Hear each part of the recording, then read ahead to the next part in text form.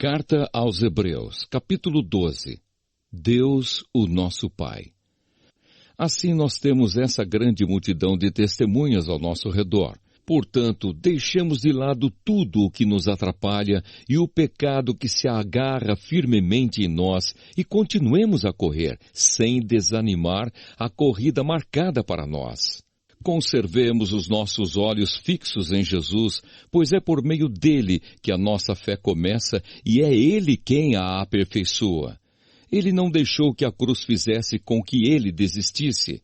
Pelo contrário, por causa da alegria que lhe foi prometida, ele não se importou com a humilhação de morrer na cruz e agora está sentado do lado direito do trono de Deus.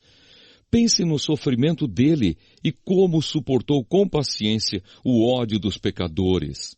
Assim vocês não desanimem, nem desistam, porque na luta contra o pecado, vocês ainda não tiveram de combater até a morte.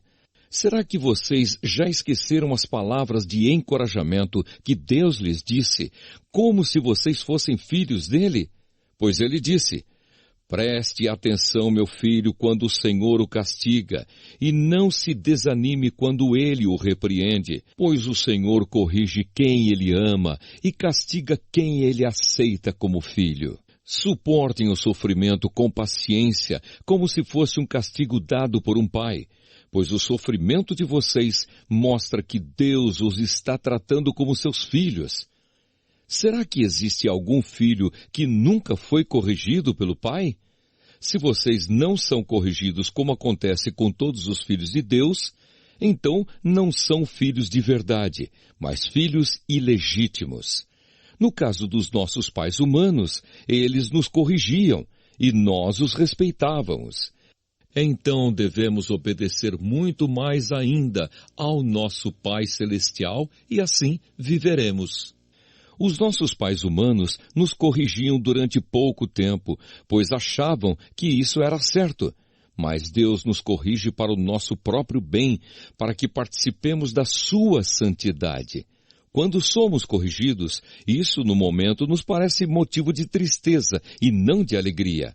Porém, mais tarde, os que foram corrigidos recebem como recompensa uma vida correta e de paz. Conselhos e avisos.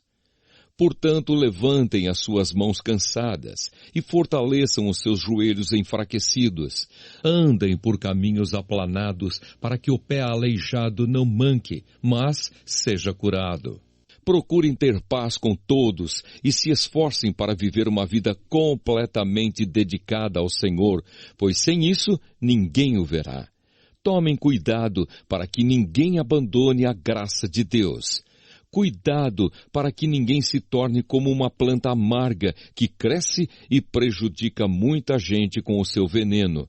E tomem cuidado também para que ninguém se torne imoral ou perca o respeito pelas coisas sagradas, como Esaú, que por causa de um prato de comida vendeu os seus direitos de filho mais velho. Como vocês sabem, depois ele quis receber a bênção do seu pai, mas foi rejeitado porque não encontrou modo de mudar o que havia feito, embora procurasse fazer isso até mesmo com lágrimas. Vocês não foram como o povo de Israel. Vocês não chegaram perto de alguma coisa que se pode tocar, como o Monte Sinai, com o seu fogo destruidor, a escuridão e as trevas, a tempestade, o barulho de trombeta e o som de uma voz.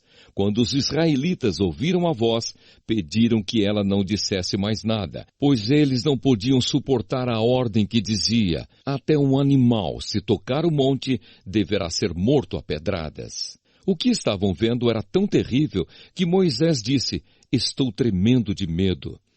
Pelo contrário, vocês chegaram ao Monte Sião e à cidade do Deus vivo, a Jerusalém celestial com os seus milhares de anjos.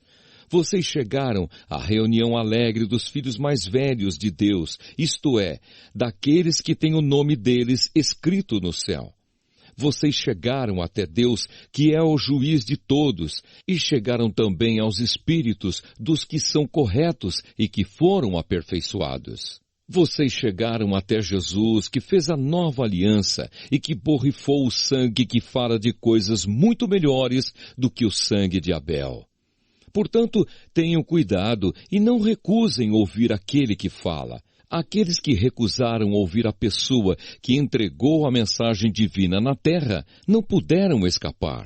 Por isso, muito menos escaparemos nós, se rejeitarmos aquele que lá do céu nos fala. Naquele tempo, a voz de Deus fez com que a terra estremecesse, mas agora ele prometeu isto: mais uma vez farei com que trema não somente a terra, mas também o céu. As palavras mais uma vez mostram bem que as coisas criadas serão abaladas e mudadas, para que as que não podem ser abaladas continuem como estão. Por isso sejamos agradecidos, pois já recebemos um reino que não pode ser abalado. Sejamos agradecidos e adoremos a Deus de um modo que o agrade, com respeito e temor, porque na verdade o nosso Deus é um fogo destruidor.